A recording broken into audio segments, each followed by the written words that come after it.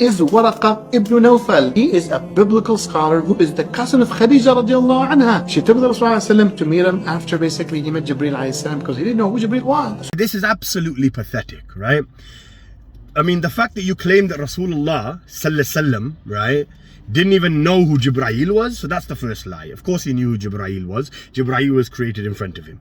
So Waraqa told him, هذا الناموس الذي أنزل على موسى. He says, this is the angel, the archangel that came to Musa alayhi salam. He says, ليتني أكون جذعا أكون حيا. He says, I wish I would have been youthful and strong and alive when your people are going to kick you out. So Rasulullah was so surprised.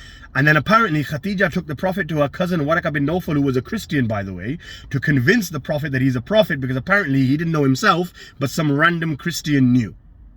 You Sunnis disrespect the Prophet ﷺ more than the Jews and the Christians do. Wake up, right? Bukhari 6982 narrated your mother Aisha. It's always Aisha narrating this BS, by the way. Let's read and see what the Sunni Prophet did. Aisha says, the truth descended upon the Prophet in the cave, and the angel came to him, and the angel asked him to read. He replied, I do not know how to read. The angel caught him forcefully and pressed him so hard that he couldn't bear it. He did this 3 times apparently. He returned home with his neck muscles twitching with terror, told his wife Khadija to cover him due to his fear.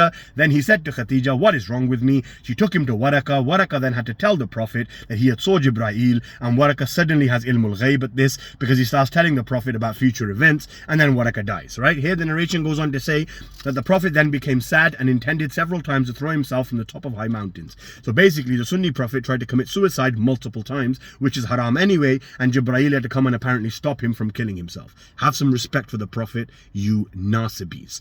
Absolutely pathetic. Firstly, Aisha at this time would have been what? A baby?